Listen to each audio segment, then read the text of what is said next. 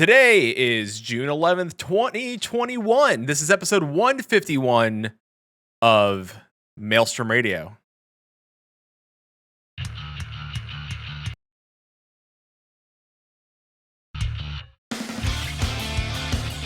Maelstrom Radio.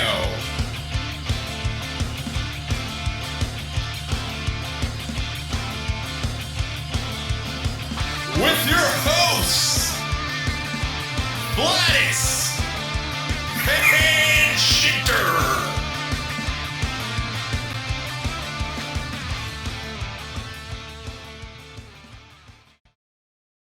And welcome everybody to Maelstrom Radio.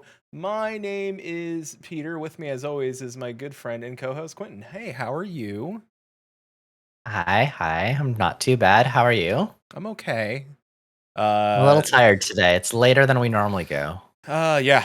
Well, it's also Friday, which I feel good about. It I feel like because it means I can drink again on the show because I don't work the next day. He says as he sips. I have my giant thing of water. Keeping hydrated. Of course. That's it. Just giant thing of water.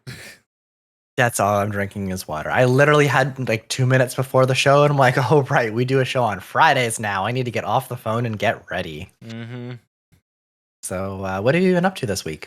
Well, I've been in the vacation mostly. My mom was in town, which is good. I haven't seen her in like 2 years, something like that. So, so I did that. Susan was off as well with me. Not a whole lot of gaming, except some Blue Mage stuff. I say some Triple Triad this past Tuesday night. I did a little late stream of Triple Triad. And shout out to Bilbo Swaggins who came back to watch me stream Final Fantasy 14. So, and of course, I'm undertaking. And Susan even said it was a lot of eating at restaurants. Your food looked good from what you posted in Discord. Yeah, it was weird, but good because like my mom comes into town like eating. I'm sure in a normal circumstance she was here longer. We would cook a couple nights in places, so we didn't eat out all the time. But we took her to some of our favorite places to go eat, which was nice. We went to a nice cafe. Went to our favorite barbecue place, which was delicious. With Poe? Yes, with Poe. Poe went to the barbecue place, and my mom's dog went. And my mom's dog is a bully, sort of. Oh no. He's a schnauzer, so he's just loud. He's just yep. So loud. And technically, I guess because Sunday's the start of the week, we had our 150th episode, so like we're having a new episode this week. So I start my weeks on Monday. I'm with the European crowd on this. I don't blame you. I'd rather do it that way as well. So but that's pretty much been my week. Not a whole lot of gaming, but a more so a lot of just spending time with family I haven't seen in like almost 2 years. We did go through hell together. That's true. Oh yeah, that is true. Yeah, we did. Can't forget about that. That was like literally a day ago, like less than 24 hours. Yes, that is absolutely true. We did finish Diablo 1. We almost unceremoniously, like we didn't expect to kill Diablo that fast. It was really underwhelming. It really like it happened on accident. We had a harder time getting stuff last week. Yeah. Like last week we were going through hell. We had trouble dealing with all the witches and all the things that were attacking us and the acid dogs. And here we just went through and we're like, let's prepare. All right, we killed everything. All right, here's Diablo. All right, it's dead. That was Lazarus seemed a little tougher than Diablo. Yeah, cutscene. I was like, all right, here. Lazarus was a little tougher. No, Lazarus actually wasn't that tough, right? It was it was the same sort of thing. All the advocates around Lazarus were tough. Yeah. We killed them and Lazarus just melted. Yeah. Diablo was a little tough. We killed all the things around him and he melted. Yeah. Yep. Well, I ran away because he kept casting Inferno on me or something. I don't know why that was. It seemed like as long as you were in melee range, he didn't hurt at all. I don't know what it was. I was prepared for a much longer fight with him, but no, we barely used any potions or anything. Yeah. Also, shout out. Susan's right. Shout out to Professor Hoots who rated us like right at that kill. Yeah, well, it was right beforehand. We were like, "Hey, we hit Diablo. Welcome to the stream. We're just in the middle of a fight. We killed him, and like, congrats, we did it." So we'll have to figure out what we're gonna do on Thursdays going forward. Which we'll figure out something out in the next week, and we'll tweet that out and post it in our Discord when we know what we're gonna do. And then we'll just kind of spend some time between now and the Diablo 2 remaster launch. In which case, we are then going to be jumping directly into that and trying to beat that. Yeah. Oh yeah, Chili, sorry you left a couple hours earlier, but we did. We thought we were going to make it close to Diablo. We were going to give it a try, and we did, and we beat it. It was kind of unexpected. Who knew we were good? Who knew? We were definitely overpowered for it. We knew that were. much. But we expected by design worse though. Like we were expecting like double the health, double the damage, but well. But we built ourselves. Like we should have been able to kill it a few levels earlier. So we definitely built ourselves up a little bit more than we would have needed to, but at that point we were pretty powerful. I smacked him with a 2x4 with a nail in it. That's true. So that gnarled root. But this week I'm kind of the same. I didn't really play a whole lot of games. I didn't do a whole lot. Like we had our big stream on the 150th on Sunday. After that, I kind of took a few days off to relax. I didn't stream. I didn't play anything. I had just spent all this time preparing for that episode, and it was kind of nice to take a break. And then right away, we had D&D on Wednesday, where we had again our big boss battle. We had a lot of big boss battles this week. So we did our big boss battle in D&D, and that went well, aside from some lunatic who wanted to set the infernal tree on fire. Did not work, by the way. We survived. But we did do well. We defeated our first boss in D&D, which was great. And then on Thursday, we went to Diablo and did that, and now we're on Friday. So it's just been a lot of stuff going on at the end of the day, so I haven't had a lot of times for gaming yet. So hopefully this weekend, I'm looking forward to kind of jumping into Final Fantasy XIV again.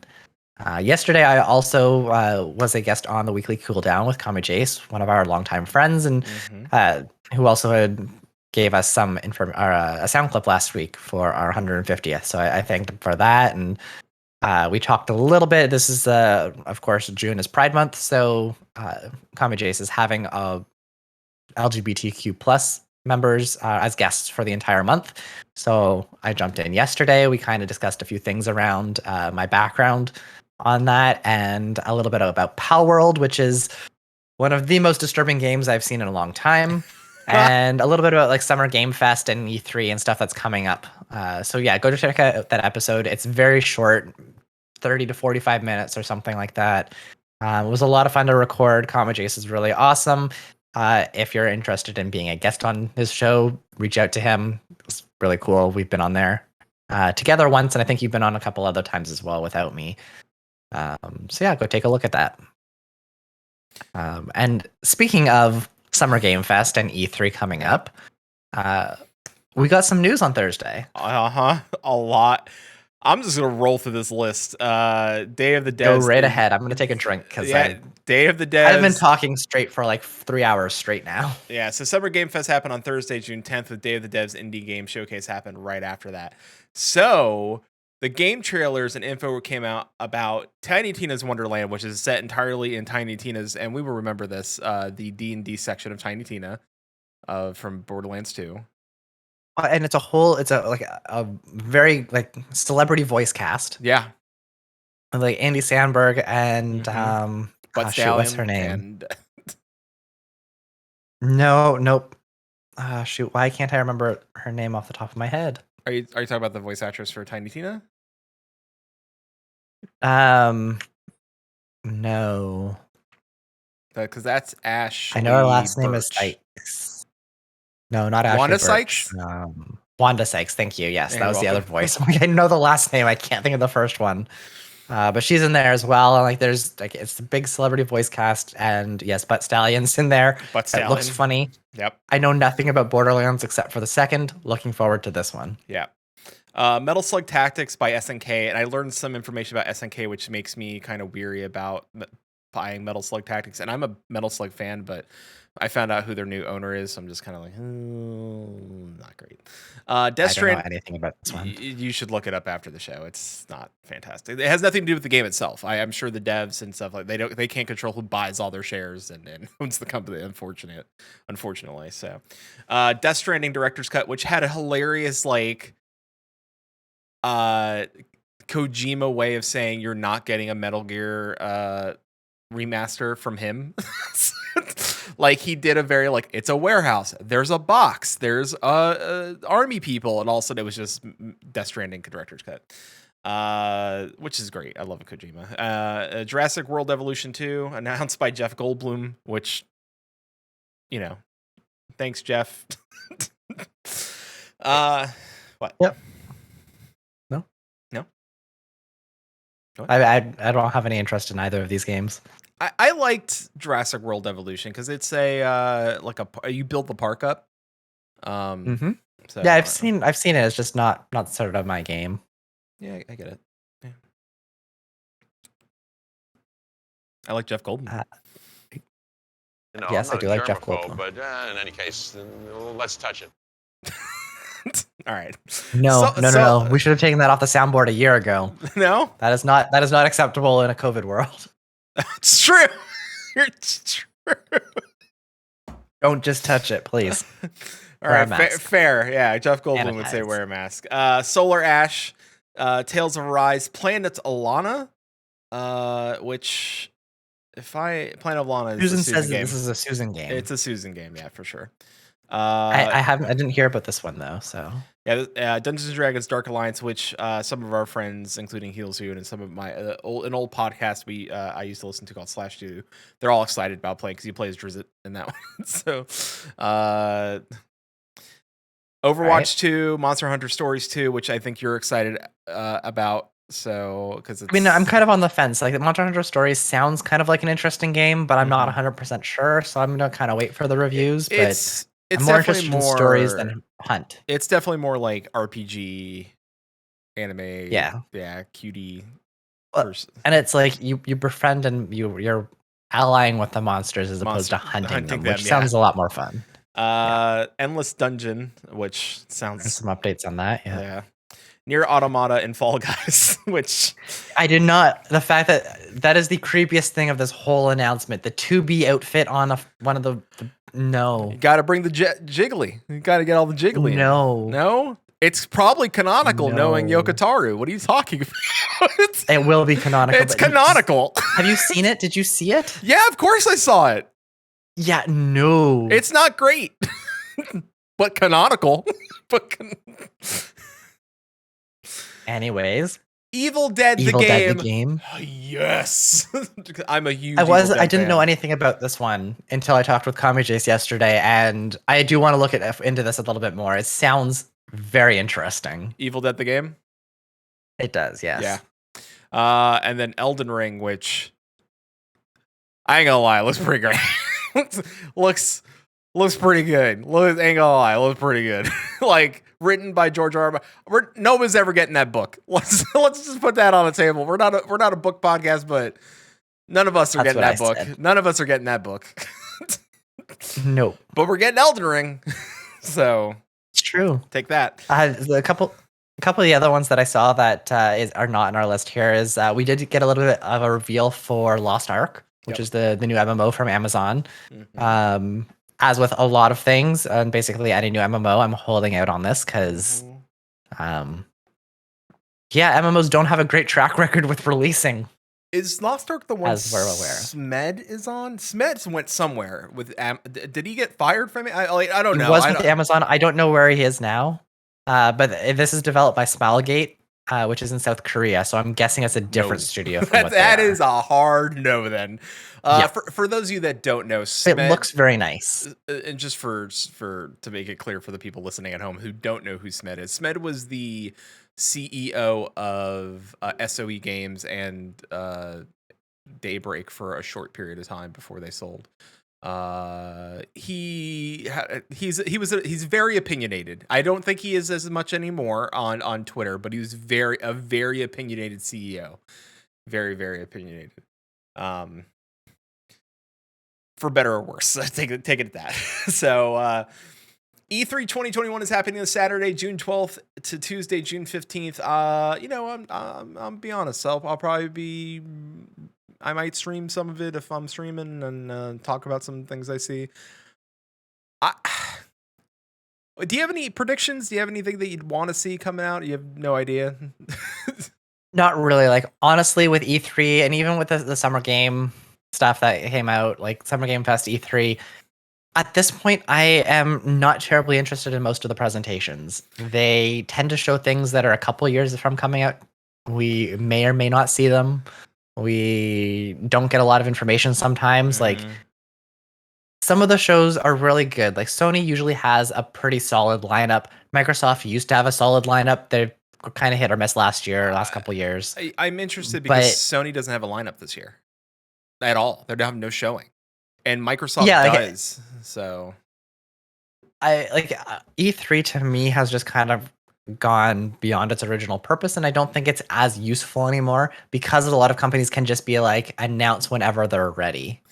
We don't need to have a big expo to show off all of the games because you're going to be sharing that spotlight with everyone. I have a feeling there's a lot of games that might be shown off that weren't shown off last year because 1A, they weren't ready, or 2, because of COVID.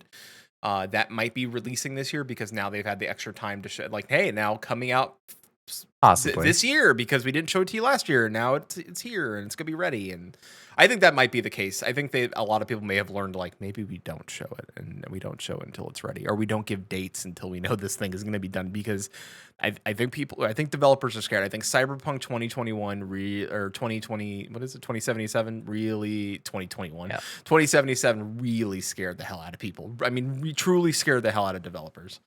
So. And I think that's a thing. Like, I don't think E3 is necessarily important anymore. It's trying to hold on to an older system where we had to do a big, massive release, but gaming is fairly mainstream now. If a company is like, yeah, we're going to announce our game now, unless they're really small, they're probably going to be fine to just announce it.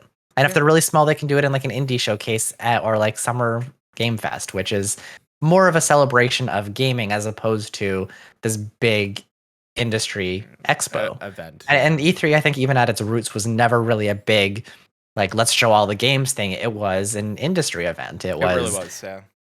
Talking between, like, it wasn't something for people not in the industry, and it'd be interesting to see if it goes back to that kind of thing. Yeah. And I'm sorry if I keep looking at like my window and Susan's in chat, and maybe she can back it up. And I don't know if it's coming through the mic. I keep hearing a very loud bang outside of and I don't know if it's outside of my house or if it's just somebody shooting off fireworks, which is entirely possible because they sold a lot of fireworks. Kind of weird. Yeah, well, I live in a neighborhood with children and teens, I'm sure. Yep, I'm thinking it's fireworks. Okay, that's what I thought too. Like, it sounded like big bang, like boof, like something. So just in case you hear it on the stream, I'm okay. Just I can't hear anything. So. And for everyone, and Chilean chat says Asmongold confirmed he is trying Final Fantasy 14. That's gonna go into that's gonna be a separate topic for something else, Chile. But speaking of WoW content creators, Sell Heals. Like that transition? That's high five me. Sell Hills hosted an in-game Pride event in World of Warcraft, Azeroth Pride, and Follow Up made a video to address this question. How can I be a better ally with my platform? And I watched the video. It's about 2 minutes long. And not to steal, like, to give you the short end, I think everybody should go watch it. I think it's amazing. And I think Cell really does deliver the best way that not only people like myself or Susan can be better allies, but also corporations, stream partner, like brands and stuff like how like instead of just being, and like, not to boil it down, but to give you the short end of like a 2-minute video, and it should really go watch the 2 minutes. It's, please do more outside this 1 month, like, and always be doing something and recognize people and build them up regardless of whatever month it is. Like, do things in the middle of August. Have like it's not about Pride Month. It's about Pride every single day of the year, because everyone that is LGBTQIA plus aren't just a month. They are a full year. And then, like I said, Cell delivers it way better than I could. So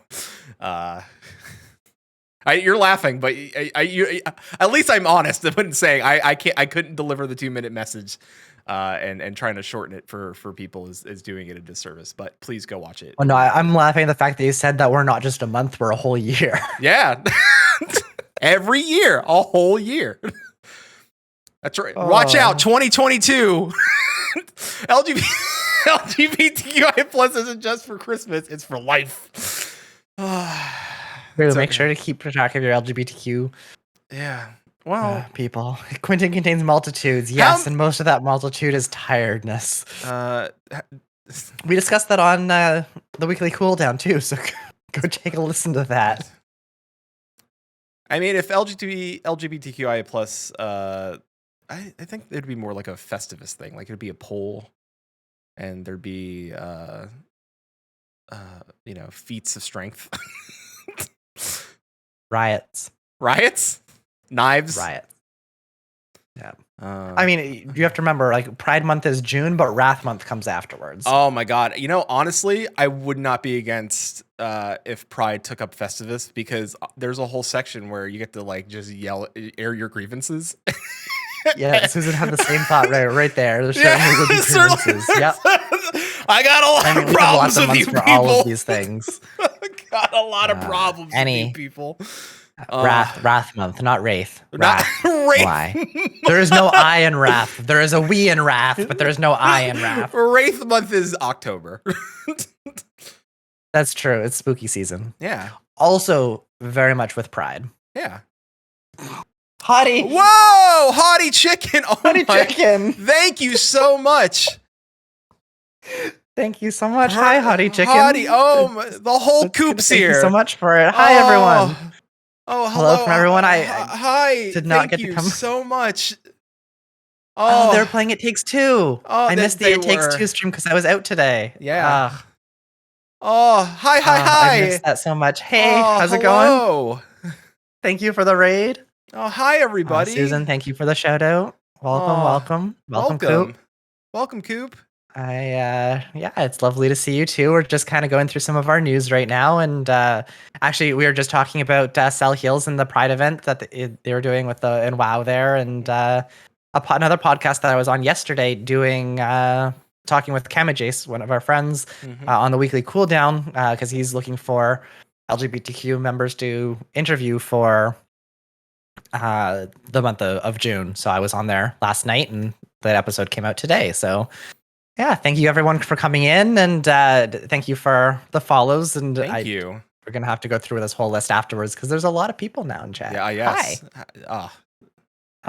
No, so that we quickly, adore all of you. We do. We love you so much. We love you all. As Susan, our lovely producer and moderator, has put in the chat there, welcome. Just so everyone who is not familiar with us, we are Maelstrom Radio. We actually had Hottie Chicken on a few weeks ago, maybe a month now. Yeah, been a while. It feels like it was not that long ago, but yeah.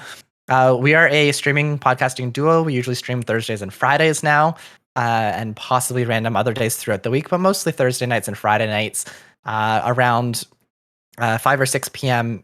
Pacific time, which would be 8 or 9 p.m. Eastern time for the US, around 1 to 2 a.m. British summer time, or around, I believe it's 10 to 11 a.m. Australian Eastern time.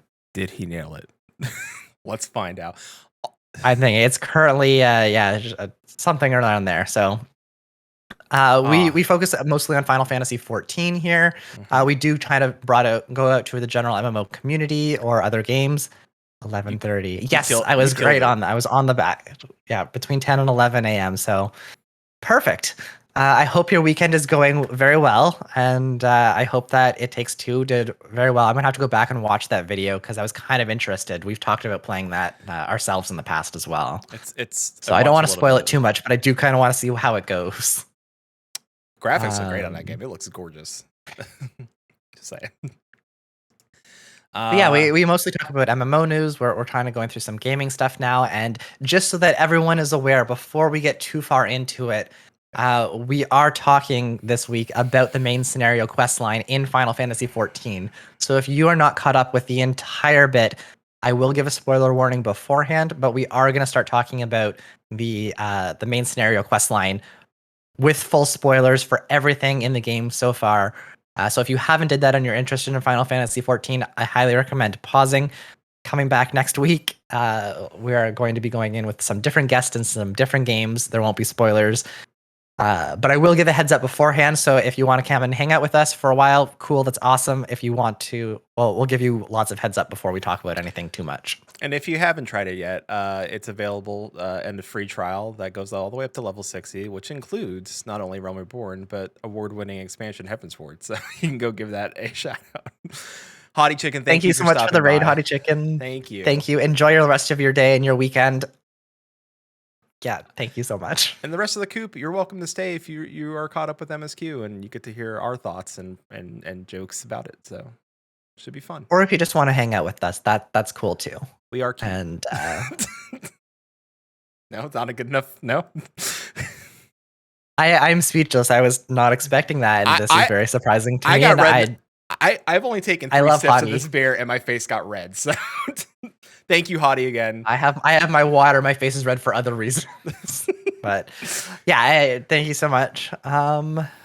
Where were we? That kind of threw us off. We were finishing up with the Cell Heals, and we were going into some community news with our friend Talon Broadbent.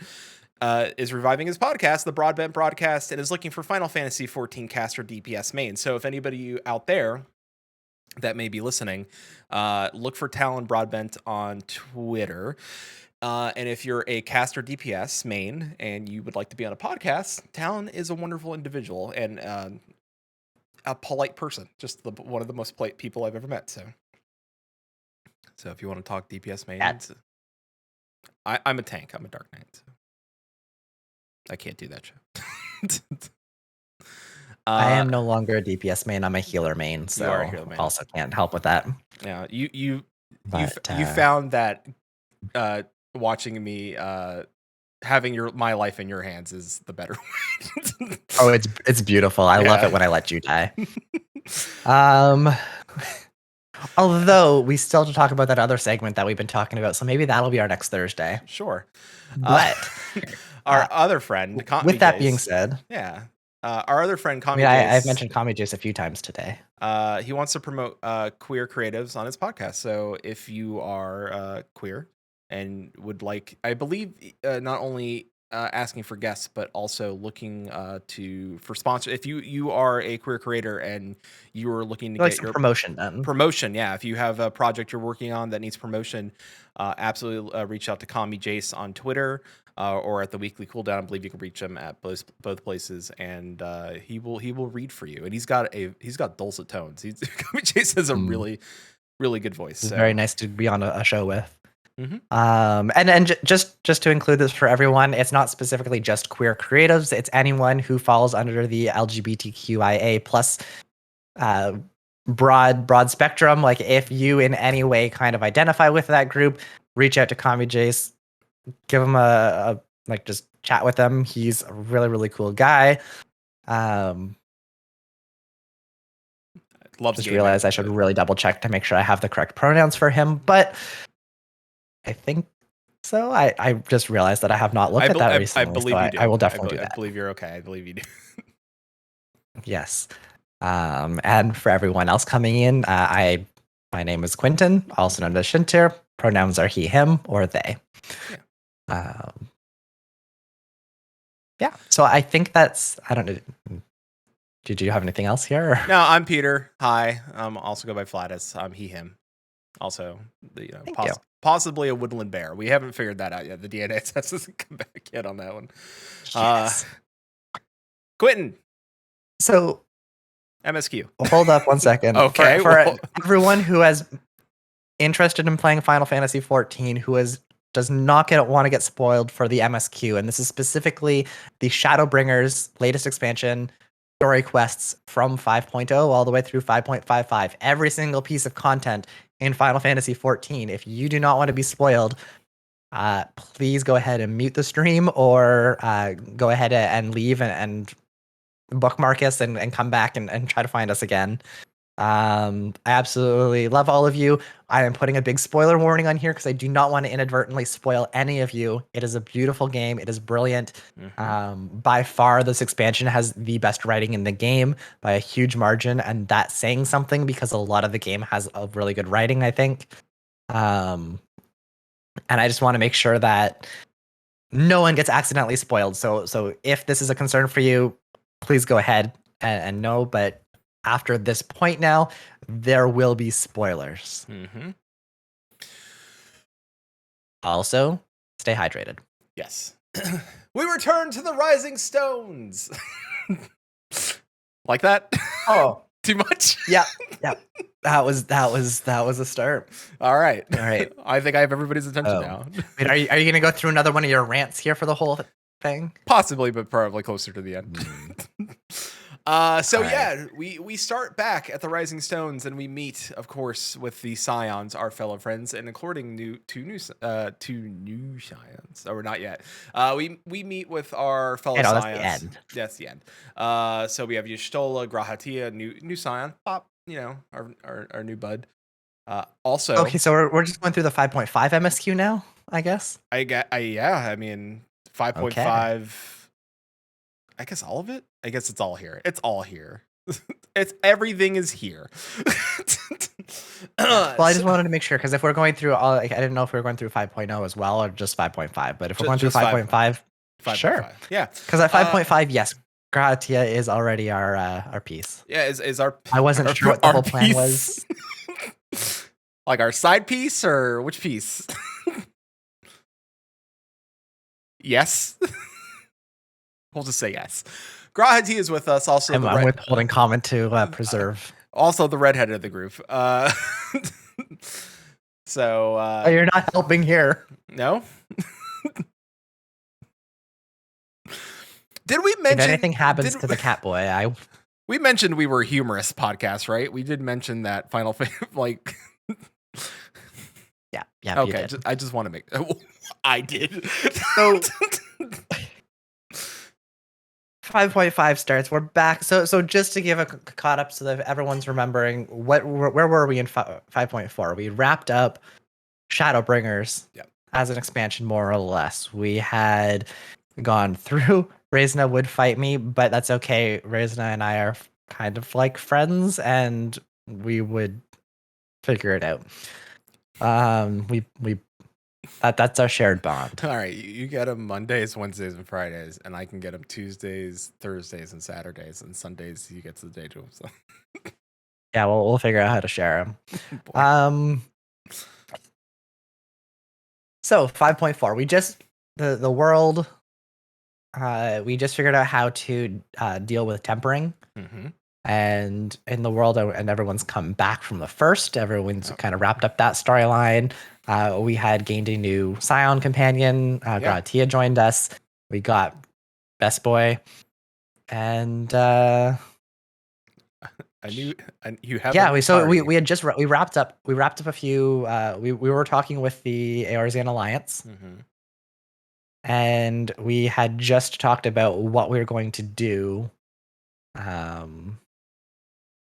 With the Garleans, because we had just what's his face? Thancred had just gone and got some information. We had all these towers that appeared everywhere, and we're trying to figure out timeshare Catboy. I was waiting for you to see it. Someone's got to tag Reisna on this now. Yep. I saw that. I was waiting for you to see that one.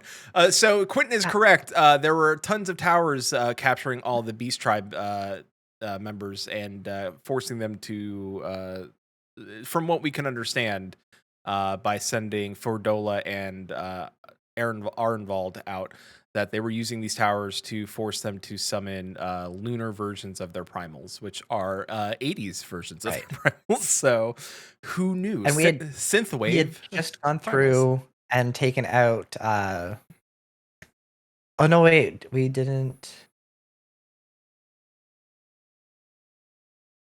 I'm trying to remember exactly where everything was with this one. So we had just gone through and we had taken out Lunar Bahamut. Yes. That was just before this patch. And of course the way right before this patch that did happen. And then so we know that we need to go get we with the science we have are great, right? But we need a little extra oomph, right? We need a little little. So we got to go recruit. And who do we think we recruit? I know who we recruit. Estinian. No, we don't recruit Estinian. Are you here? Did you freeze? No, I'm here. Okay.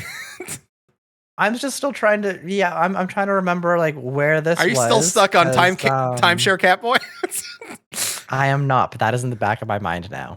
All right, Estinian is on the squad. Estinian is on the squad. We went to Ishgard to go find him, and Estinian mistakes Alizé for Alphino, which does not go over well with Alizé. Yeah, no, that was not a great start of things. No, and eventually Alphino does come up and join the party, and then Estinian's like, "Oh boy, you've grown so much," and Alphino has to remind not only him and the audience that he's, although 1 year older via soul, he's not 1 year older via body. So, also we found out that that Urianger and Much Elizin don't really grow until they're like 20. Like they stay small until about 20ish something. So I could see them staying small for a little bit longer. So Chili left squad. So of course Estinian is kind of weary about joining us. He's a loner, you know, he's a bad boy.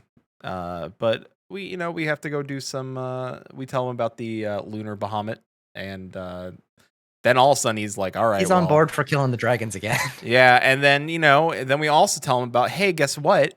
Mericidian dragons, not good. And he suggests that we should go see Tiamat, and we should go free Tiamat, and we do that by updating a couple of BIOS and resetting Windows and putting some extra RAM in one of the robots. Apparently that works. Did you know upgrading your computer really speed up the process of freeing your dragon? Yeah, gotta add more RAM. Yeah. Also, it's Linux based. So of course it is. We free Tiamat, and we do one of the coolest dungeons I think we've done in a while. I think Paglethin is probably one of the coolest dungeons we've done in a little bit. I think me personally, I liked it. I did. Paglethin was really fun. I was glad to run it through with some of our FC mates, because it made it a lot easier. A lot you could kind of sit back and enjoy all the scenes and everything and go through it. And yeah, that kind of led to we took out Lunar Bahamut. We kind of solved that area. We figured like, hey, yeah, we can take out these primals. They don't temper people as easily, and they need other things for that. And then we kind of head back into the meeting with the Arisian Alliance, and they're like, cool, so now we need to bring everyone together. Yeah. Including the beast tribes into this. And that's kind of where we started with 5.55, which was released 2 weeks ago. Yes. And we come to find out that amongst the FF community, chairs are a big point of discussion. They are. Because we brought the beast tribe rights. Beast tribe to the table, but we didn't provide chairs.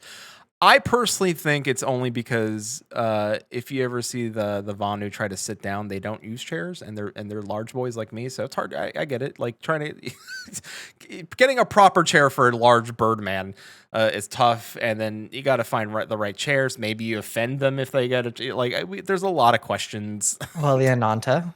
The snakes, like that's a little bit harder to design for, and the Exali and the kobolds, like selves. They don't even really sit. They should have got a big sofa. Julie says. Bean bags. Now the big comfy couch. Big bean like sumo sacks. Like get a bunch of those just lying about. And craft bean bags. There we go. Bean bags for everyone. That's how I like my mac and cheese in the bean bag. it was kind of neat seeing all the beast tribes together. Like these are beast tribes that we've been playing with since 2.0. We had a lot of this expansion and these last scenes have been callbacks to things that we've experienced the past the past large number of years. Yeah. We had all of the 2.0, 3.0, 4.0, and 5.0 beast tribes. Sorry, no, 2, 3, and 4.0. The 5.0 beast tribes are in the source. Sorry, the first. Getting my worlds mixed up. They're still in the first, so they of course can't help out with the Eorzean Alliance. Yeah. But everyone else was there, which was really cool to see. Especially as we saw like us with Y'shtola, Gratia, Alfino, Alize, Thancred, kind of go in there and just be like, hey, now let's bring everyone together. Like it's the one thing that Garlemald is good for. They brought everyone together. I don't remember seeing the bug people. Do you remember, like the ones from Heavensward? Do you remember seeing them? Were the Vath there in that cutscene? I think the Vath were there. I may have to go. I don't remember specifically because I was paying a lot of attention to the Sahagin because I had the really weird mask thing and were calling out really, really oddly. KK McLeod says no. I don't remember. He says KK saying no, that they were not there. Are they a special case though? Because they were because they have a fear of a hive mind that they don't want. I'm only thinking out loud here. Like I don't remember the Vath. I'm probably. You know what? That's a question for Anonymous. So let's ask Moose or possibly Sarah. Someone's gonna have an answer. But we bring them to the table, the sylphs included, and it seems to go well. Like we say, hey, listen, for all of this to work, there was a Vath there. There was a Vath there. There's a Vath there. It was sitting next to the sylph, and there's an Ananta and the sylph and the Ixalia, the Vath, the Sahagin, a Kobold, the Vanu, and the what are they called? Amalja. Okay. There was a Vath there. All right, good. All right, got them all. Just want to make sure. And of course, video evidence. Perfect. No, good, because I didn't remember the Vath being there. But of course, we get a chance to name this new alliance, and we get a big, strong callback all the way to 2.0, where you get a chance to call it the. That is true. There were no I don't remember seeing. Oh, the turtles. True. I love that. I can also see that. I love that we can do this, and I know exactly the Kojin. Kojin, thank you, KK McLeod. All right, so there was something. The Kojin, yeah. Like, I don't think that we got anyone from the eastern side. Like these were all the Eorzean beast tribes, not the Doman. Authored, and yeah, yes. Good. All right, good. Well, yeah, because they have a different. I guess they do because in Authored they do already work with them, right? Because the Kojin, they already trade with the Kojin and everything. Like they have built up respects for them already. So that and like we were based on the Eorzean side. Like it wasn't this is all of the Eorzean beast tribes, not the Authored or Doman groups. Yeah. They would have their own situation or whatnot there, but yeah, they're already working together, so they were kind of represented already with what's his face. Is it Tian? Tian. Yep, you're right. Though the catfish these names. Though the catfish don't have a primal, also true. Well, they what catfish? The Namazu. I mean, they technically had a golden catfish that would kill them all or something like that. So I would love a Namazu like trial, like a Namazu. That would be interesting. Like that would be in with Hildebrand. That would fit in. Yeah. Can we get that, please? Anyway, jumping forward, we had the awkward Sahagin leader making weird sounds and making everyone feel uncomfortable. But the part that I really liked about that was when we were finally trying to formalize this alliance between all of the beast tribes in Eorzea and all of the groups within all of our existing areas in alliance, bringing everyone together into one big group, and we decided to call it the Grand Company of Eorzea, which just gave Alfino all the feels, and I was really happy for him because he is one of my favorites. Alfino's he's great. So Alphino is great. We get a chance Yes. to go back and actually name it the Grand Eorzean Alliance, which is a callback to 2.0, like I was saying, which makes Alfie cry a little bit. But then we have to go on the Crystal Brave Remembrance Tour. That's true. That was kind of an interesting callback as well. Like the Crystal Braves, I'm still kind of salty that I couldn't join them because I would definitely have joined a grand company under Alphino. But yeah, they didn't fare too well. But yeah, kind of going around was a little bit interesting, getting a little bit more information and just seeing what they do. But then we have to go check out the Sylphs because we're going to Gridania so that we can deal with the tower that's out in Cartno. We were heading out there to go and check that out. But first, we had to go and talk with the Crystal Braves. And of course, on that time, we had a Charlayan representative join us in Gridania, which we sidetracked for a bit. Oh boy.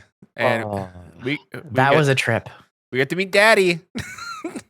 I wanted to punch him. We don't condone violence here, by the way.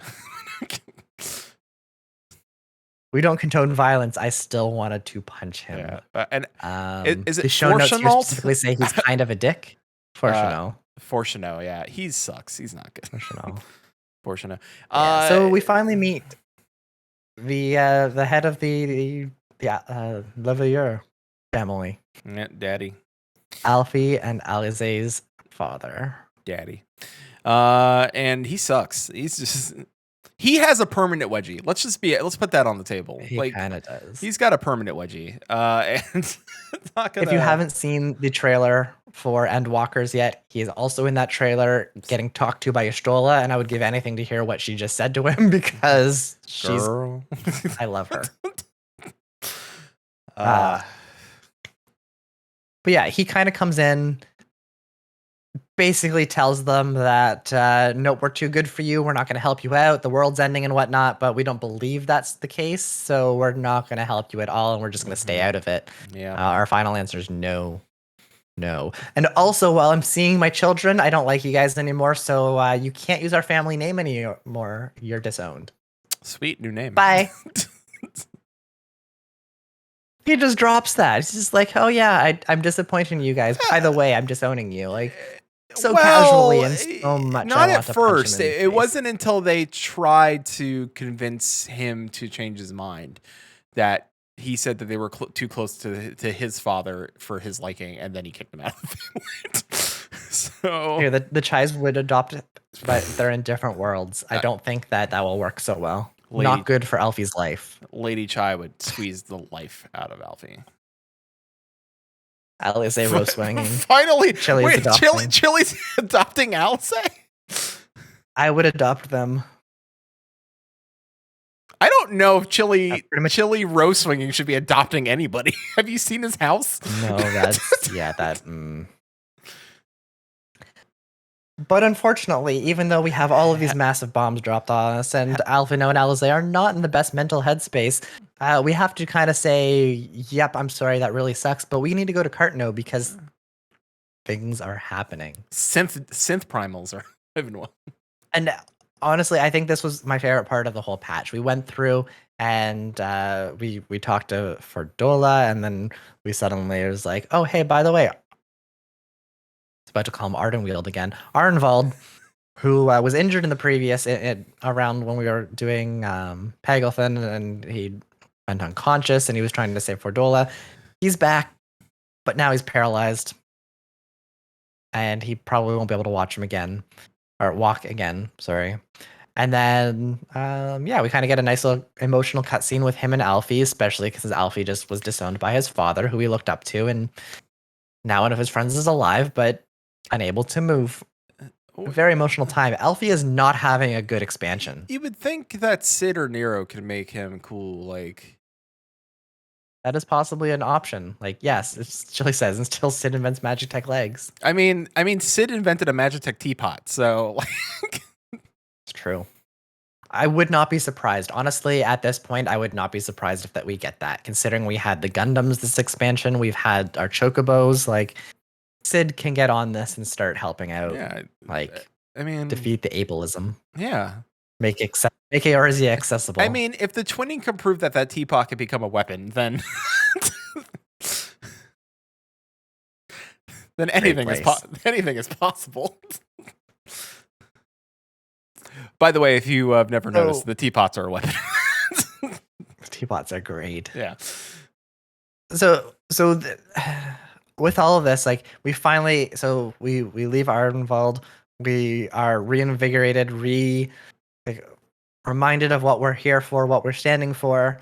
And we finally get to the culmination of the patch, the culmination of everything in Shadowbringers, of everything that's leading us up to Endwalker, the thing that is going to take us and make us jump in and want to play this next expansion, which is somehow going to be more than Shadowbringers. Yep. All of the Scions are here.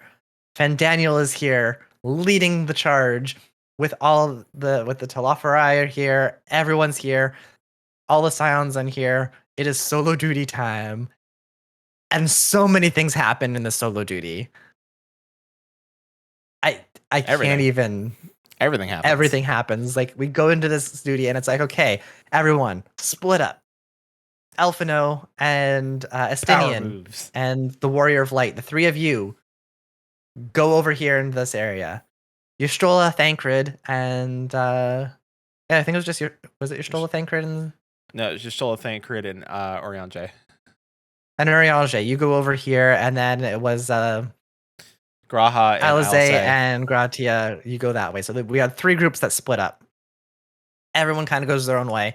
Zoom out. We have this big, massive battle at Cartno, which is also called back to 1.0. At the end, they had the Battle of Cartno. And then they blew up the world and shut the game down for a while as they rebuilt it into 2.0, where Cartno has been a PvP map for a while.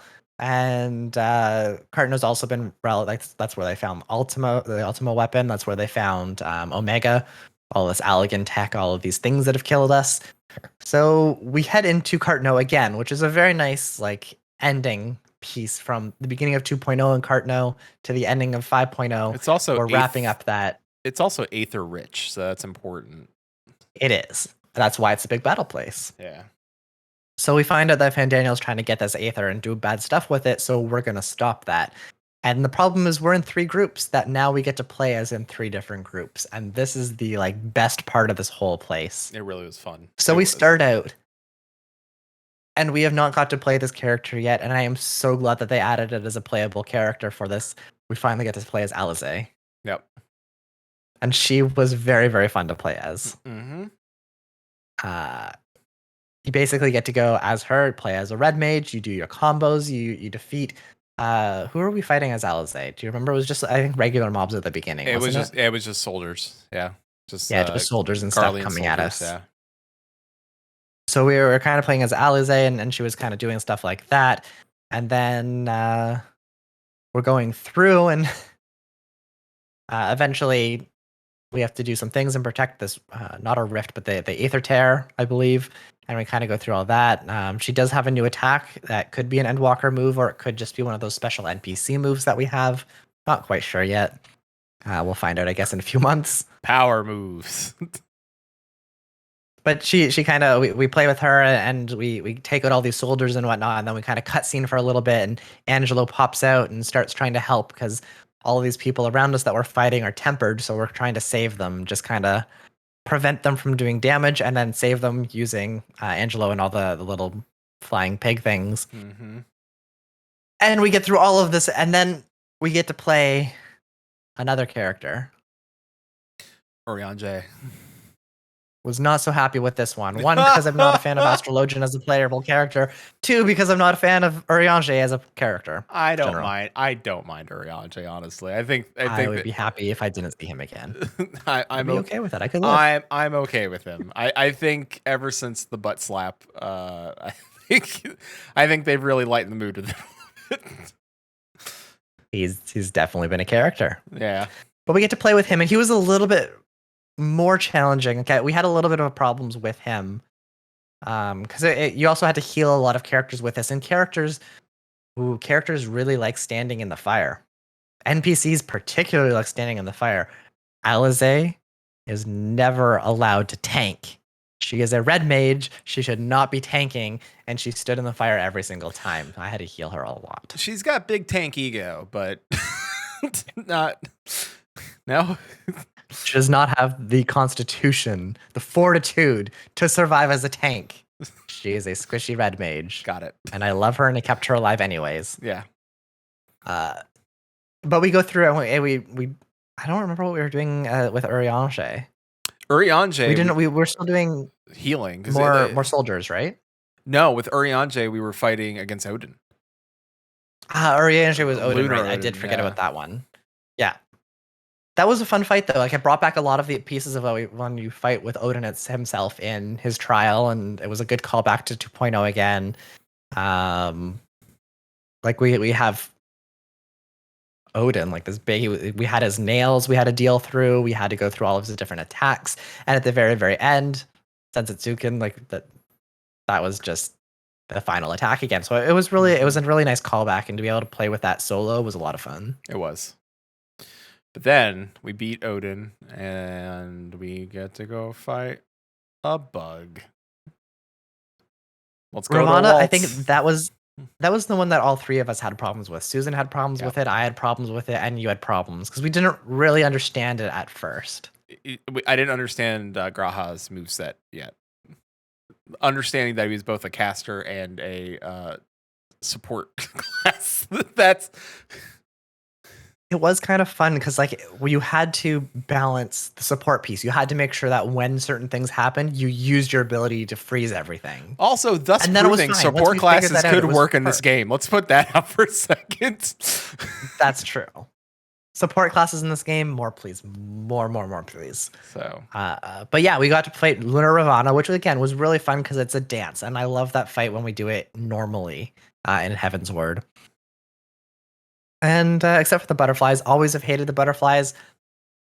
And that's the part that was a problem in here. But we figured it out. You freeze them, then they go down really, really fast. Yep. Grahatia plays a lot like a black mage, which big hits, not too complex once you figure out what's going on. But it was really fun because he's also one of my top 3 favorite characters, along with Elfino and Alize. So I got to play all 3 of my favorites.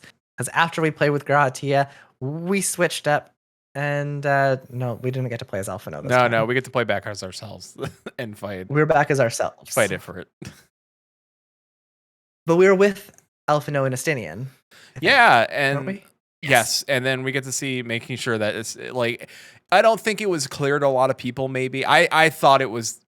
I still think that some people knew. If you paid attention, you knew. But I think a lot of people were still like on the fence about is Estinian fused with Nidhogg or Nidhogg spirit? And yes. Answer is yes. He was using some weird like red mage looking ability with the whole jumping and the red circles and everything. That was pretty impressive. But he is infused with Nidhogg spirit, so he does have Nidhogg's power. Definitely. So I mean, good to have him on our team because he can go Super Saiyan. So. And Chili's saying, is it strange? I was hoping to be Alfie and my character was the trust. That would have been really interesting. That would have been great. I don't think they would do it, but that would have been interesting. That would have been cool. Like if they would have done it, that would have been pretty cool. So do you remember the point in the fight where Lunar Ifrit is the same as Ifrit in the regular fight? So we have a nail phase where we have 4 nails. We burn those down. Not too bad. But then the second one, and like a ton of nails just appear everywhere. You remember your reaction to that point? I was like, oh God, no. Because I realized that I was in Discord listening. It was exactly that. But I remember trying to attack because I was figuring I'll do the big nails first to the big damage, right? Yep. And smart thing I did because Estinian power moves into Super Saiyan and just takes everything else out. Besides wrong anime. I'm pretty sure he did the Shadow Clone Jutsu. He did Shadow Clone Jutsu for sure. Oh no, he did. How did he multiply? 1, very worried that there are multiple Estinians in the world, but 2, how did he multiply? Didn't think I had that, huh? I did not remember that you had that. No, I did not. I am glad that you did have it. Yeah. That happened. No jutsu. Such a great move. But that was a really, really fun time. So we did that. We finally cleared Lunar Ifrit, and a certain And 3, how excited was Alfie to see? Alfie was super excited. He was fanboying. Alfie was such a fanboy. Fanboying. That's like his big brother. Like when you see your big brother, like when you have a big brother and you see your big brother do something cool, and you're like, man, I got a cool big brother. He just did like a kickflip. Like you just tell your Everyone's other friends. like, Alfie is like looking up to these characters like Arnwald and Estinian, they're like big brothers, and they're like, yes, brothers. That's all. That's. Mm-hmm.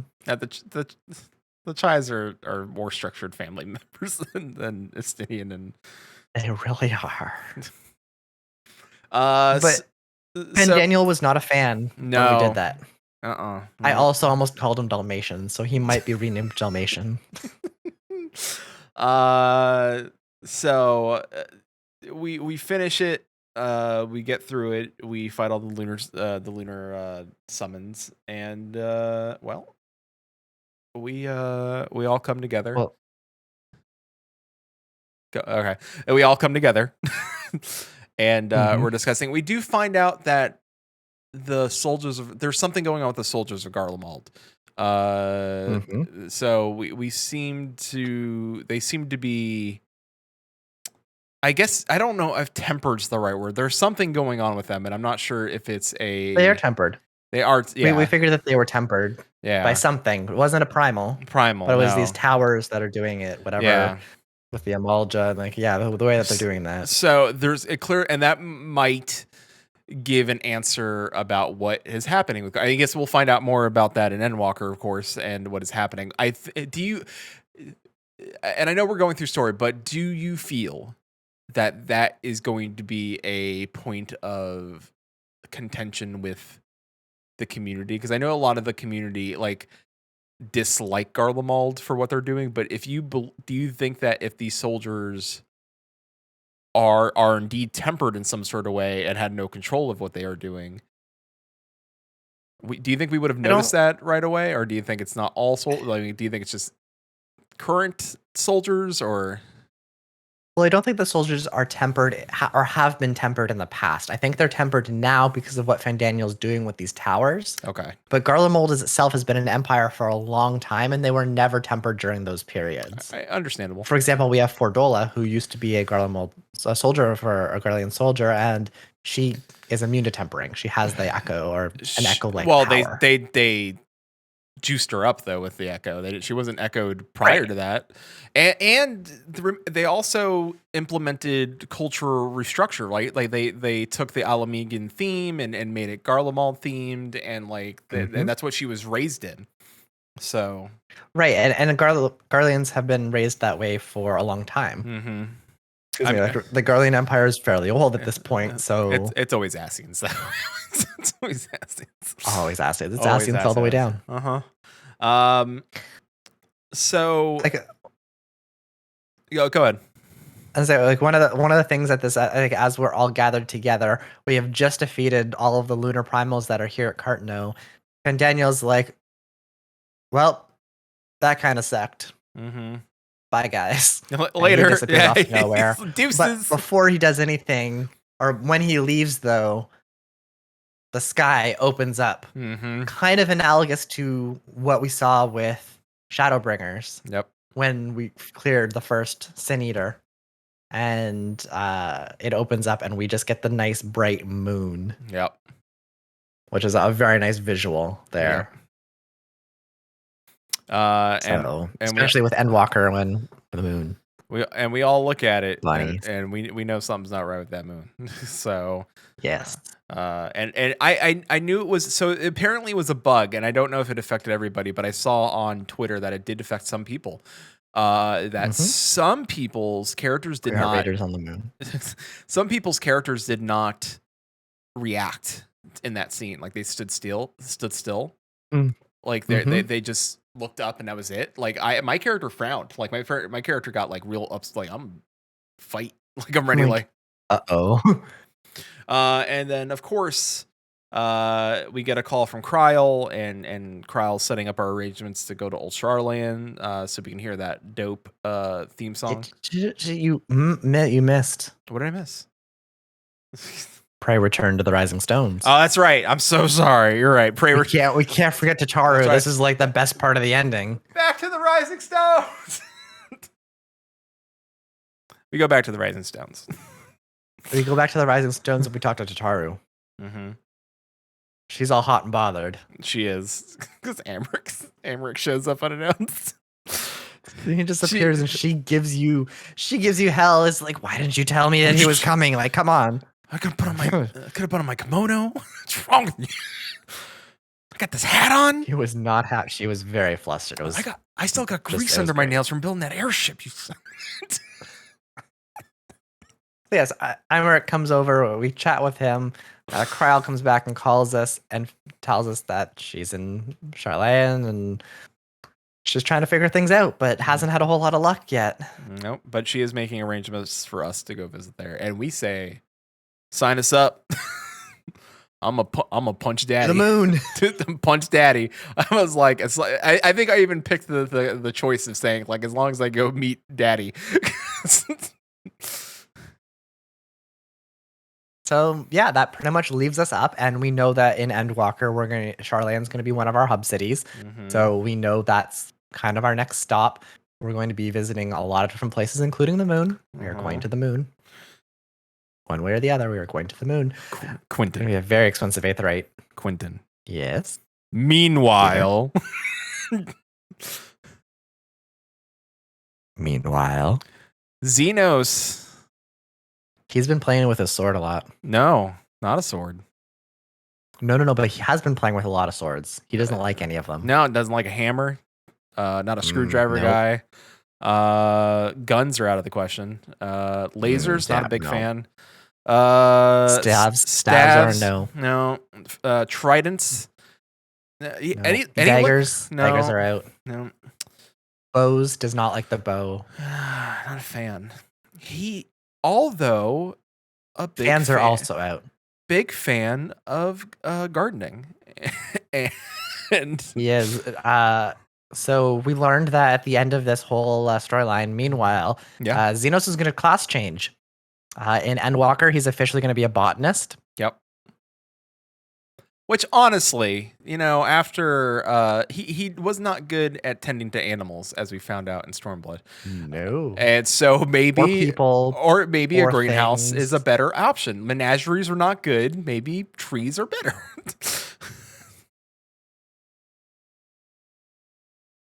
No?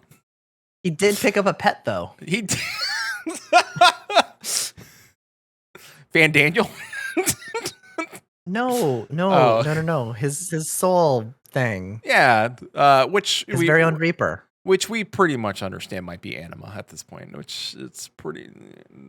Void. It's a void. I mean, Anima would come from the void. That's it. I mean, from Final Fantasy X, yeah.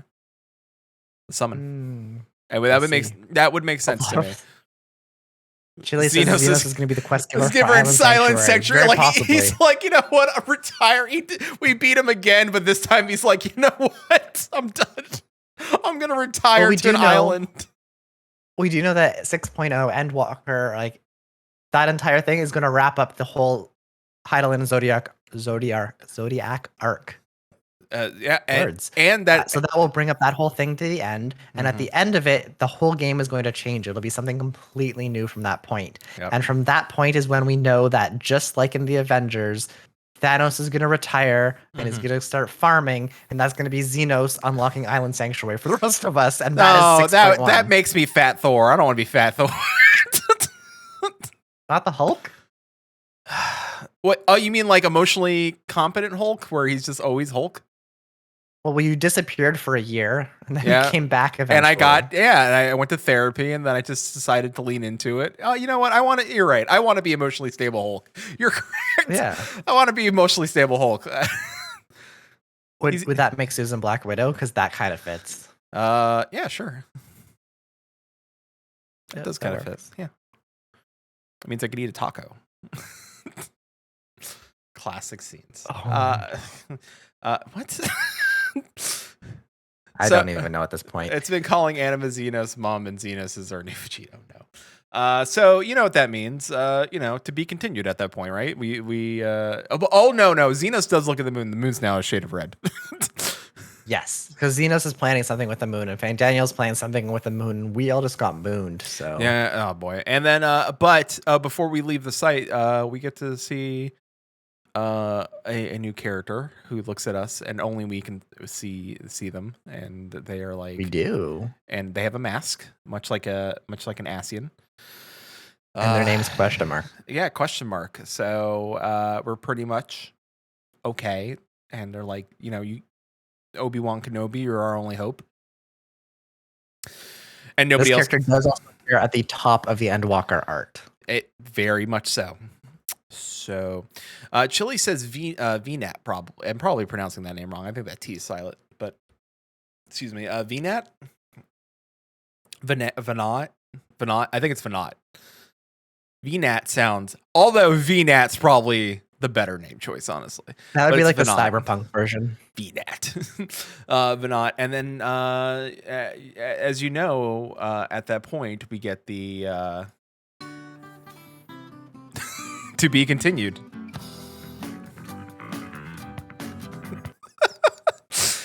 Yes, we do. I had to get one JoJo reference in, and that is Shadowbringers. That is everything up to 6.0, where we have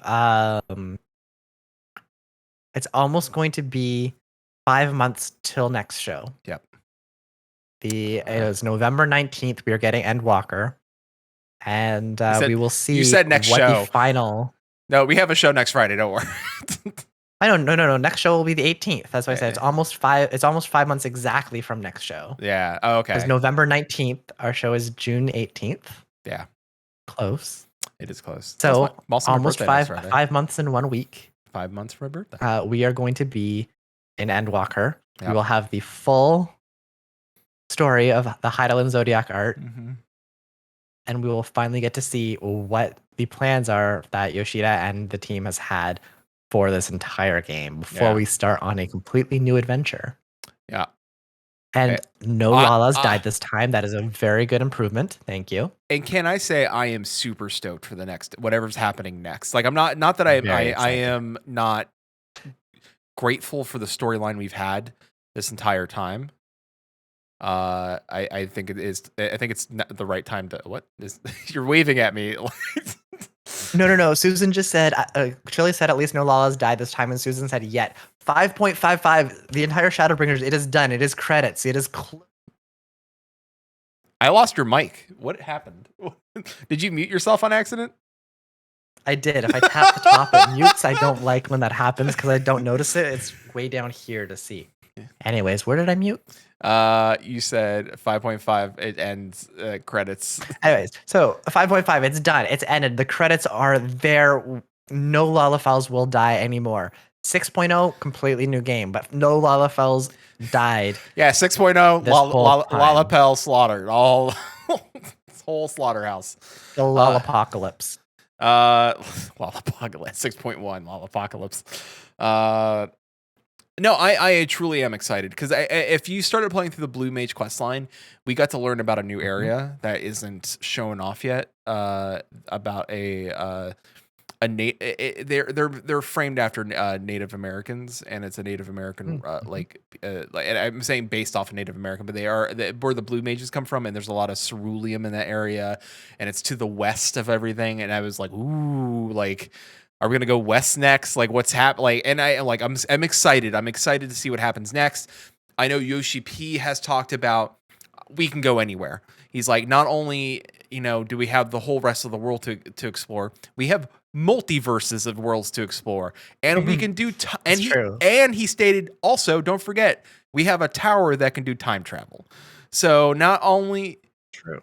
He said we don't really have the power to use it though. It doesn't mean we don't know we can't not use it, but he said so. True, we can do anything. Yeah, anything after this is up for game. We are 1/14 more of a person than everyone else. Exactly. So somehow, yeah. So yeah, that's basically Shadowbringers. that's Shadowbringers. So Warrior Light's got some grievances.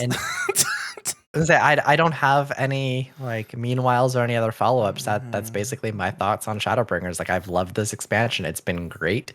I really want to continue seeing what the story is going to be. I'm going to try to catch up on some of these side stories, some of these quests, see what's out there. Yeah, great. And just prepare for Endwalker. Are you question though? Like, and at this true curiosity, are you going to do anything other than the side quests and stuff like that to catch up? Are you going to try to like maximize all your characters to try to get the Amaro mount between now and then? Are you going to do like crafting to try to get that maxed out because it's so easy now with the? I'll probably do a little crafting at least to unlock the Dwarven tribe quests and try to do that because I really want to complete all the Beast tribe stuff. I am going to work slowly on getting all my characters to 80, but I'm not in a huge rush one way or the other. I'll do it slowly through. Yeah, exactly. Like I'm not in a rush. I have 6 of them, I think, right now, or 5 of them. Soon to be 6. I have done all the role quests, Chili. I've done my tank, my healer, both my DPS.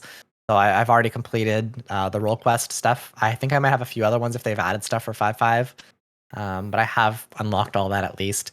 Now it's just getting everything up for the Amaro mount, which I'm getting close to.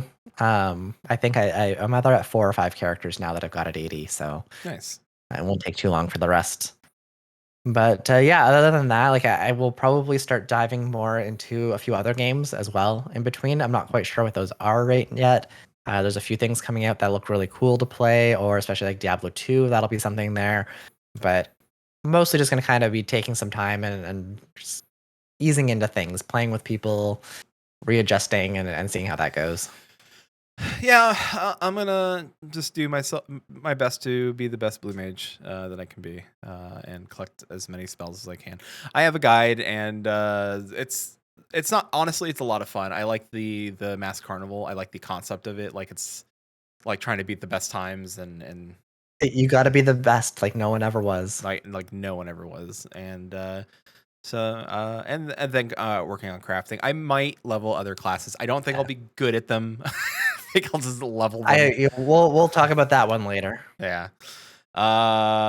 Any thoughts on how there's a lot of main WoW streamers now trying out Final Fantasy 14? Good. Welcome to the club. Yes. No trauma here. It's not. I have thoughts. I'm saving for something else. YouTube and because I'm a WoW. I'm how long? I've 17 years now. I've played that game since vanilla. I mean, if you want a short answer, anybody's welcome to try this game. Like the Quinton and I are not going to gatekeep, and if you're a gatekeeper, you probably don't belong in this chat. We don't want to see gatekeepers. Anybody is welcome to try this game, from Asmongold to Belular to Taliesin and Evitel. Any of the WoW streamers and WoW creators are welcome to come try this game. Like no, and they want people to go try World of Warcraft out, maybe not in its current state. Versa. You know, I made a video. I mean, it's a good time to try it. If you've never played, there's lots of stuff for you to go out and try and do. If you really want to, it's not a bad thing to try it out. There's a 5-month drought. Go try. Absolutely. I mean, there's tons of content in World of Warcraft. Most of the complaints are coming about current Warcraft and the way it's been developed currently. And I mean, I can go into that. I made a video on our YouTube channel about WoW versus Final Fantasy 14 and how it's kind of a farce. And I think those things are propped up by people who gatekeep, and that we really should be respecting all MMOs and all games because it's really better for the genre as a whole. Because I honestly, and I think Quinton agrees with me, regardless if we play an MMO or not, we want to see all MMOs succeed because it drives competition in a healthy way and it drives innovation in a very healthy way. Like WoW not being in a good place right now, and even if we go by those numbers and those numbers aren't correct, and I won't say correct because we like the way they got those numbers are I would say not questionable, but like it's hard to say yes, those are true numbers. It's something for the dev team to look at and say, all right, maybe we aren't on top of our game anymore. We really need to start working better at like listening to our community and trying new things that are healthier, and maybe stop doing borrowed power and stop creating new systems and go back to systems that were working. Because I remember a time in Warcraft where they didn't constantly build up on things and throw things out. Like from TBC to from vanilla to TBC to Wrath, that was very little build up. It was just like very interesting reputation grinds, and you helped, you know, kind of like the Beast Tribes grow areas. I was talking to Susan about this earlier today, so yeah, definitely go and check out Peter's made some content on YouTube. Go and check it out. Subscribe to our YouTube channel. We're trying to get 100 so we can get a fancy URL. Yeah. But we are planning on putting some more stuff out there, so definitely take a look. Yeah. But yeah, that I think that's pretty much it. Almost it. The Warrior Light has some grievances. All right. We got some time limits here, so I'll be quick. Yeah, go ahead. You send me to a crystal tower. I go to a different world. It's, you know, I expect normalcy. No, there's dwarves. They're lalas. I don't get it. And everything's bright. Those are normal. It's way too bright. I listen, I'm a night person and I don't like it. I get there. I'm seeing ghosts. I see a hooded man who I pretty much know who I know. And you know what? It's not a lot of fun. And I go around. I meet all my friends. They're cool. They're doing stuff. Alfie's a painter, apparently. Alice is an anime character jumping 80 feet off a tower. Urianje's friends with the Pixies. Who knew? Thancred is a daddy. Who knew that too? So we run through all of that. And I kill things. I bring back the darkness. It comes back to light. I bring back the darkness again. It goes back to light. I go to the darkness again. Here comes Emmett Selk. We love him. Actually, had some good points, not so bad. I remember him. He lived once. It was cool. We go back home. Guess what? You know, people are doing things. It's all right. I go save Crystal Boy. We find out who he is. There's guns involved. He gets shot. I go see the end of the world, the original one. I go back home. I stop lunar demons. I look at the moon. A globy lady shows herself, and now I'm ready for the end. I'm tired. I'm ready to go farming. Don't forget the daddy issues. Oh yeah, and daddy. Oh, I can't wait to meet daddy. I am so wait to meet daddy. Also, the level year problem. They don't need names. They can just be whatever they want to be. Honestly. No, I meant more of that. Daddy. Oh, the other daddy? You got lots of daddy issues in this expansion. There's a lot of daddies. Anyway, the whole point is that the Warrior Light is a weapon, a tool used by the thing. Well, anyway. You heard it here. We are tools. We are tools with daddy issues. Anyway, thank you so much. Tools with daddy issues. There's the episode. There it is. Please don't. Perfect. Anyways. Also we can end it with this. Alphino has Arthur fists throughout the entire story. So same energy. Well, with that, we love you.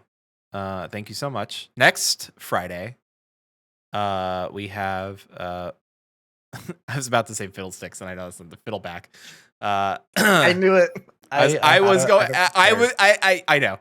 And then we're going to be talking Dungeons and Dragons next Friday. After the following Friday, we're going to be talking to Sloth Queen, talking about Guild Wars 2, and then I think Susan's already working for shows for us into July. So we do. We have a bunch of stuff planned. So bunch of stuff. Yes, it is Fiddleback.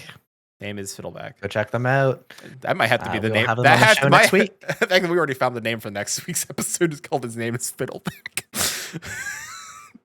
And then we'll also figure out next Thursday. This weekend I will be streaming Intergrade because Final Fantasy VII, and I love that game. So you will be seeing me some point streaming Intergrade. So there's that. Yes, go check out Fiddleback's podcast. With that, thank you everyone for joining us. Quinton, do you have anything else? Nope. For all of Maelstrom. That's it. All right. Till C swallows all. Keep listening.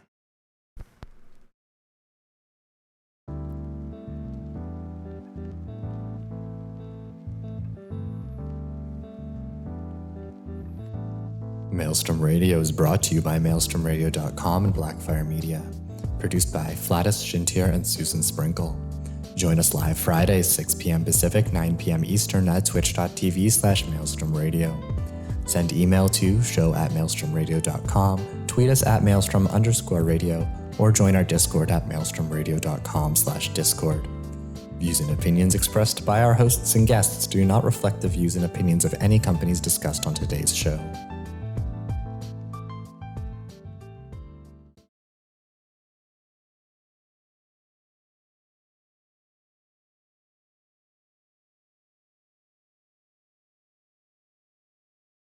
Raid.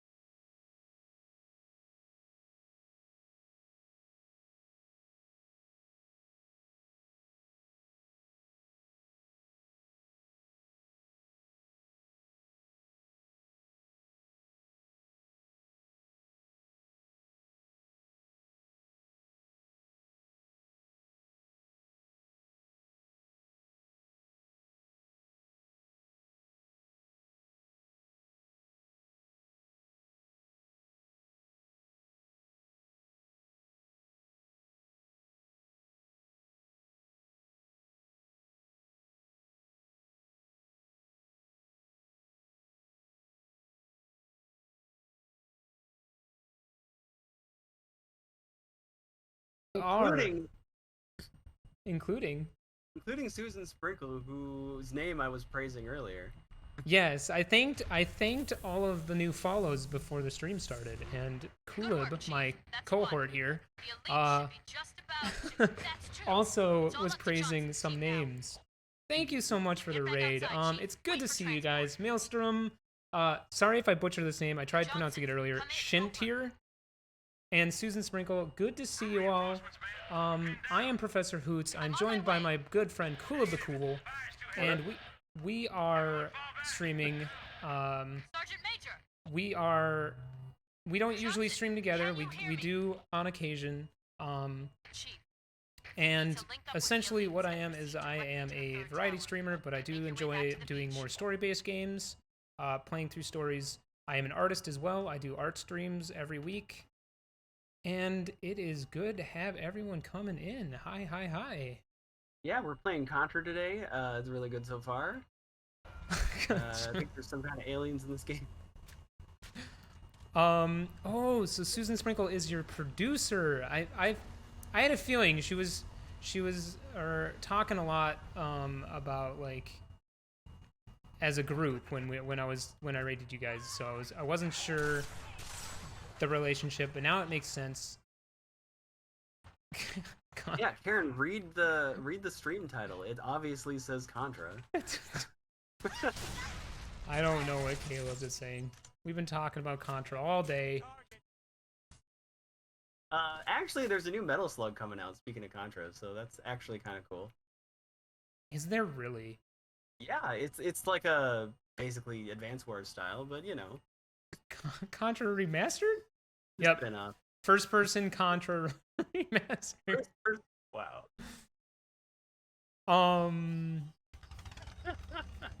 Sorry, that was a stupid joke. So lately, me and Kulib have been playing through the Halo series. We're currently in the middle of Halo 3, and we plan on moving into Halo 4 when we get there. Right now, the series that we're working through is I've been playing a lot of Monster Hunter Rise once a week. We're working through Halo. I'm working through Diablo 1 on my own nights. We do art. And then I also have a game show like... Oops, excuse that high-pitched squealing. I also have a game show like Challenge Run in Dark Souls, the original Dark Souls. where we do a bunch of silly, goofy challenges. For instance, there was one time where I had to complete a recipe of Cooking Mama in the middle of a boss fight. That's a good one. That was a good one. We just My completed. favorite was the mitts, though. Your favorite, So far. which one? The mitts. The mitts. Speaking of which, my wife just bought two new oven mitts. Ooh. Like real big rubber thick oven mitts. Sounds like some new gaming gloves to me. And she's like, I want to see you try to play a game at these. There was a boss fight. Demon too. So, like one of the hardest sudden fights.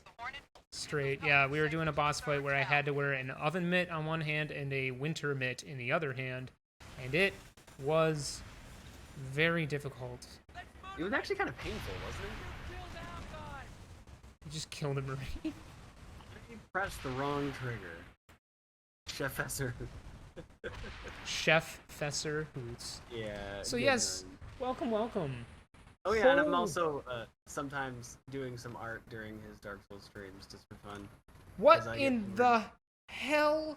Hold on, there's no way my viewer count is that big. You guys joined with 14. Right? Yeah, and you had 2 to begin with. My Streamlabs is telling me I have 41 viewers. Oh, hey viewers. Hi. That can't be right. My Streamlabs isn't working. Yeah, you can't be that popular. Oh shit.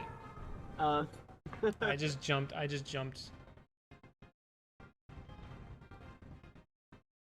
So anyways, the other unanswered question from like 20 minutes ago from Karen was, My what goodness. is Borderlands about? Oh, that's right. Yeah, sorry. We left that one up in the air. Karen had asked a question. Nobody said anything. Basically, Borderlands, number 1 is you are a badass, like, apocalyptic